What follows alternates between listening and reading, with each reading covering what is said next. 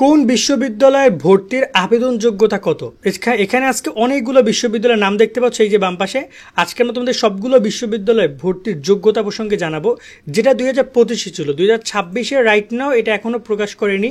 এবং তোমরা যারা এই 2026-এর পরীক্ষার্থী রয়েছো, তোমাদের জন্য সুখবর যে আমরা তোমাদের ভর্তি পুরোটা কাভার করব। ভর্তি পরীক্ষার, সেটা পাবলিক হোক, সেটা জাতীয় হোক, সেটা গুচ্ছ হোক, সেটা 7 কলেজ হোক, সেটা মেডিকেল হোক, সব কিছু কাভার করবো। এবং এখানে তোমাদের জন্য আমরা পুরোটা ফাইল রেডি করেছি। তোমরা দেখতে পাচ্ছ এখানে সবগুলো বিশ্ববিদ্যালয়ের তালিকা তোমরা এখানে দেখতে পাচ্ছ। সো আমরা তোমাদেরকে এই তালিকাটা তোমাদের খুবই কাজে দিবে, কারণ আমরা এই তালিকাটা আপডেট করব রেগুলার, এবং তোমাদেরকে রেগুলার করে জানাবো যে ভর্তি পরীক্ষা কবে শুরু হবে, কবে শেষ হবে, ভর্তি পরীক্ষার তারিখ কবে, কোন ইউনিটে ভর্তি পরীক্ষার তারিখ কবে, যোগ্যতা, সব কিছু আমরা তোমাদেরকে ডে বাই ডে একটা একটা করে এখান থেকে আপডেট করে জানাবো। সেই জন্য বলবো যে আমাদের সাথে তোমরা অবশ্যই সাবস্ক্রাইব করে যুক্ত থাকবা, এবং তোমাদের যে আপডেটগুলো আসবে সামনে, কারণ আমরা আজকে যে আপডেটটা তোমাদেরকে জানাচ্ছি এটা বিগত 2025-এর ভর্তির বিজ্ঞপ্তি, মানে 2024-25, তোমরা হচ্ছে 25-26। সো 25-26-এর তোমাদের এই শিক্ষাবর্ষে ভর্তির বিজ্ঞপ্তি এখনও তো রেজাল্ট দেয়নি, তারপর ভর্তি বিজ্ঞপ্তি প্রকাশ হবে, তখন এই জিনিসগুলো আপডেট হবে। কোনো বিশ্ববিদ্যালয় এটা আপডেট করতে পারে, কোনো বিশ্ববিদ্যালয় করবে না। যেমন গুচ্ছের কথা বলি, অনেকগুলো বিশ্ববিদ্যালয় গুচ্ছ থেকে বের হয়ে যাওয়ার পসিবিলিটি রয়েছে। যেমন গত বছর গিয়েছিল, এই বছর 19টা বিশ্ববিদ্যালয় ভর্তি পরীক্ষা হয়েছে। এখন কি করে আমি তোমাদেরকে যাই আলোচনা করছি, চলো শুরু করি। আর অবশ্যই চ্যানেল সাবস্ক্রাইব করে রাখবা, কারণ হচ্ছে আমরা এখানে যোগ্যতাটা জানাচ্ছি এবং ভর্তি পরীক্ষার ডেট সম্পর্কে জানাবো, এবং এখানে আমরা তোমাদেরকে জাতীয় বিশ্ববিদ্যালয়, 7 কলেজ এবং পাবলিক বিশ্ববিদ্যালয়গুলোর এ টু জেড ইনফরমেশনগুলো প্রোভাইড করব। তো চলো আমরা যদি শুরুতে বলি, ঢাকা বিশ্ববিদ্যালয়ে ভর্তি পরীক্ষার যোগ্যতা নিয়ে যদি বলি, বিজ্ঞানের এসএসসি মিলিয়ে তোমার ওটা 8 লাগবে, আর এখানে ইন্ডিভিজুয়ালি 3.5 করে লাগবে।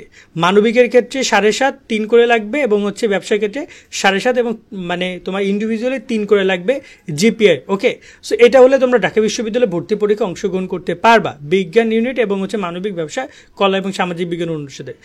মেডিকেল ভর্তি পরীক্ষা নিয়ে যদি কথা বলি, এখানে ভর্তি পরীক্ষার ডেট নিয়ে আমরা আবারও বলতেছি, এটা আলাদা একটা টপিকে পাবা। আমরা মেডিকেল ভর্তি পরীক্ষার ডেট নিয়ে কথা বলবো। আর আবেদন যোগ্যতা নিয়ে যদি কথা বলি, এসএসসিতে তোমার 9 লাগবে, 3.50 হচ্ছে তোমার সর্বনিম্ন জিপিএ রাখতে হবে যে কোনো একটাই, বা যে কোনোতে থাকতে পারবে, এর উপরে থাকতে হবে, বা সর্বনিম্ন 3.50। আর টোটাল হচ্ছে তোমার 9, এবং এসএসসিতে পদার্থ রসায়ন জীববিজ্ঞানে ন্যূনতম জিপিএ 4 পয়েন্ট থাকতে হবে, মানে এ গ্রেড থাকতে হবে, তবে তুমি মেডিকেল ভর্তি পরীক্ষা অংশগ্রহণ করতে পারবা। জাহাঙ্গীরনগর বিশ্ববিদ্যালয়ে ভর্তি পরীক্ষার ক্ষেত্রে তোমার বিজ্ঞানে হচ্ছে যে 8.5, এবং তোমার হচ্ছে ইন্ডিভিজুয়াল হচ্ছে 4, মানবিক হচ্ছে 7.5, 3.50 ইন্ডিভিজুয়াল, এবং হচ্ছে ব্যবসা হচ্ছে 7, 3.50। এ হইলে তোমরা আবেদন করতে পারছো।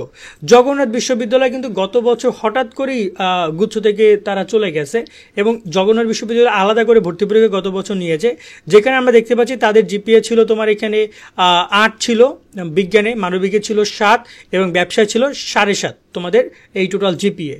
রাজশাহী বিশ্ববিদ্যালয় নিয়ে যদি কথা বলি, রাজশাহী বিশ্ববিদ্যালয় এখানে জিপিএ ছিল মানবিকে, বিজ্ঞানে ছিল 8, 3.5 করে, ব্যবসায় এবং হচ্ছে যে মানবিকে ছিল 7 লাগবে, যেখানে 3 পয়েন্ট থাকতে হবে ইন্ডিভিজুয়াল এসএসসির ক্ষেত্রে। চট্টগ্রাম বিশ্ববিদ্যালয়ের কথা যদি বলি, চট্টগ্রাম বিশ্ববিদ্যালয় গত বছর পরীক্ষায় ছিল তোমার এখানে 8.5 এবং 7, 7.5 ছিল ব্যবসায়, এবং 3.50 ছিল এখানে ন্যূনতম জিপিএ। ওকে, খুলনা বিশ্ববিদ্যালয় মানে তোমার হচ্ছে যে গুচ্ছ থেকে বের হয়ে গেছিলো, এবং এবছরে মেবি তারা আলাদা করে পরীক্ষা নিবে, যেখানে তাদের 8, 7 এবং 7.5 ছিল তাদের বিজ্ঞান, মানবিক, ব্যবসা যথাক্রমে তোমাদের হচ্ছে জিপিএ ক্রাইটেরিয়া। ওকে, ন্যূনতম যোগ্যতা। শাহজালাল বিজ্ঞান ও প্রযুক্তি বিশ্ববিদ্যালয়ের ক্ষেত্রে এখানে 7, 6.5, 6.5 ছিল তাদের যোগ্যতা, যেখানে 3 পয়েন্ট করে ন্যূনতম সবারই থাকতে হবে। ইসলামী বিশ্ববিদ্যালয়ে ভর্তি পরীক্ষার ক্ষেত্রে 8, 6 এবং 6.5 ছিল তাদের ভর্তি পরীক্ষা, বিজ্ঞান, মানবিক, ব্যবসার ক্ষেত্রে।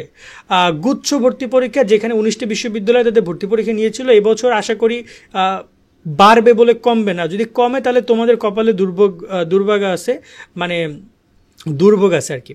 সেক্ষেত্রে তাদের ছিল 7, 6, 6.5।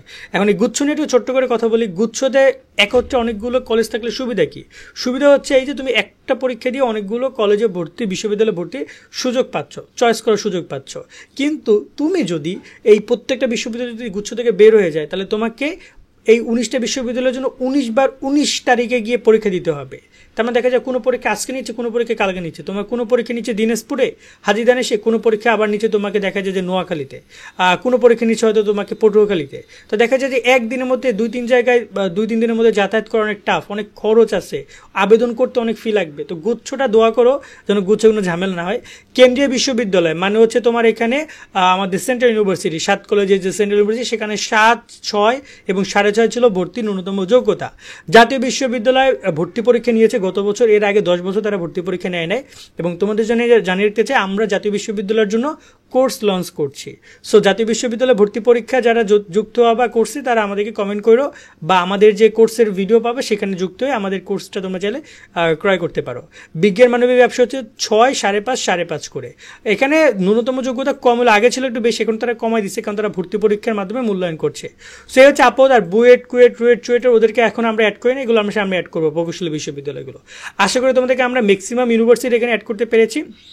তারপরে 2-1টা ইউনিভার্সিটি তথ্য তোমরা জানতে চাইলে সেটা একটু কমেন্টে জানাও, আমরা চেষ্টা করবো সেই বিষয়টাও তোমাদের সামনে বা এই তালিকা আমরা অ্যাড করার জন্য। এবং এখানে আমরা এই তালিকাটা তোমাদেরকে ডে বাই ডে আপডেট হবে এবং তোমাদেরকে আমরা সেই বিষয় সম্পর্কে জানাবো যে কখন কি হচ্ছে না হচ্ছে, নতুন করে কি আসছে না আসছে। আজকের মতো এখানে বিদায় নিচ্ছি, সকলে অনেক অনেক ভালো থাকবা, আল্লাহ হাফেজ।